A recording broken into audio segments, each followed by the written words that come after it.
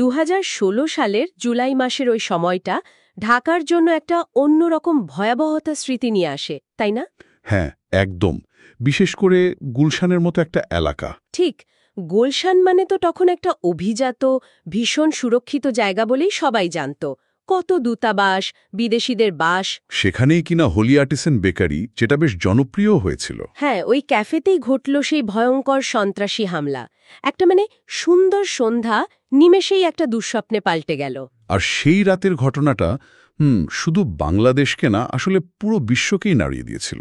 আজ আমরা কারেক্ট ওই হোলি আর্টিসান বেকারির জিম্মি সংকট আর হামলার ঘটনাটা নিয়েই কথা বলতে বসেছি। হ্যাঁ, আমাদের কাছে থাকা তখনকার কিছু রিপোর্ট, কিছু প্রত্যক্ষদর্শীর কথা, আর পরের দিকে যেসব বিশ্লেষণধর্মী লেখা বেরিয়েছে, সেগুলোর ভিত্তিতেই আমরা বোঝার চেষ্টা করব কি ঘটেছিল সেদিন, কেন, আর এর প্রভাবটাই বা কতদূর গড়ালো। আমাদের লক্ষ্য হলো আর কি তথ্যের গভীরে গিয়ে মূল ব্যাপারটা তুলে আনা, ঘটনার বিভিন্ন দিক দেখা। চলুন তাহলে শুরু করা যাক।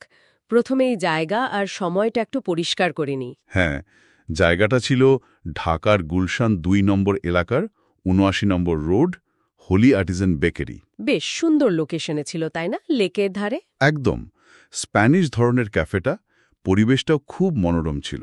সেজন্যই বোধহয় খুব তাড়াতাড়ি জনপ্রিয় হয়ে ওঠে, বিশেষ করে বিদেশি আর ঢাকার উচ্চবিত্তদের কাছে। আর সময়টা ছিল ২০১৬ সালের ১ জুলাই, শুক্রবার রাত। রমজান মাস চলছিল তখন। হ্যাঁ, রাত থেকে শুরু হয়ে ২ জুলাই সকাল পর্যন্ত চলেছিল ঘটনাটা। অনেকেই হয়তো ইফতার সেরে বা ডিনার করতে গিয়েছিলেন। আচ্ছা, তো এই হামলাটা ঠিক কিভাবে শুরু হয়েছিল? ওই রাতের বর্ণনাটা কেমন পাওয়া যায় সূত্রগুলোতে? সূত্রগুলো বলছে রাত তখন আনুমানিক ৮:৩০টার মতো হবে। ৫ জন তরুণ অস্ত্র হাতে ক্যাফেতে ঢুকে পড়ে। অস্ত্র কি ধরনের অস্ত্র ছিল? তাদের হাতে বেশ অত্যাধুনিক আগ্নেয়াস্ত্র ছিল, গ্রেনেড বা ওই জাতীয় বিস্ফোরক, আর ধারালো অস্ত্রও ছিল, যেমন চাপাতি। ঢুকে পড়েই কি? হ্যাঁ, ঢুকেই তারা কোনো কথা নেই এলোপাতাড়ি গুলি চালাতে শুরু করে, আর ক্যাফের ভেতরে যারা ছিলেন সবাইকে জিম্মি করে ফেলে। একটা ভয়ানক আতঙ্ক বিশৃঙ্খলা তৈরি হয় মুহূর্তেই। হামলাকারীদের পরিচয় নিয়েও তো পরে অনেক বিতর্ক হয়েছে। আইএসআইএস। হ্যাঁ, আইএসআইএস তো দায় স্বীকার করেছিল খুব দ্রুত, কিন্তু বাংলাদেশ সরকার সবসময় বলেছে যে না, এরা স্থানীয় জঙ্গি গোষ্ঠী। ৯০ জেএমবি। হ্যাঁ, ৯০ জেএমবির সদস্য।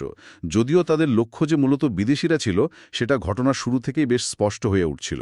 ভেতরের পরিস্থিতিটা নিশ্চয়ই আরও ভয়ঙ্কর ছিল। অবশ্যই। ভেতরে ঢোকার পর জঙ্গিরা খুব দ্রুতই জিম্মিদের মধ্যে একটা বিভাজন তৈরি করে ফেলে। বিভাজন মানে কিছু বিবরণীতে এরকম পাওয়া যায় যে তারা জিম্মিদের ধর্ম পরিচয় জানতে চাইছিল। কয়েকজনকে কোরআনের আয়াতও পড়তে বলে। ওহ!